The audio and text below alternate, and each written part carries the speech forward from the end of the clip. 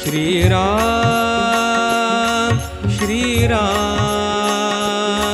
श्रीराम प्रभो श्रीराम श्रीराम श्रीराम श्रीराम प्रभो श्रीराम।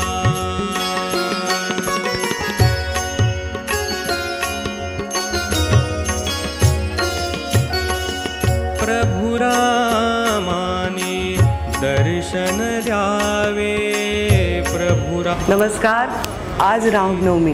मी आपल्या सर्वांना रामनवमीच्या शुभेच्छा देते। यावेळीची रामनवमी आपल्यासाठी फार खास आहे, कारण रामलल्ला अयोध्येमध्ये स्वतःच्या मंदिरामध्ये विराजमान झालेले आहेत। तिथे पण सकाळी मी रामलल्लाचं पूजन पाहिलं।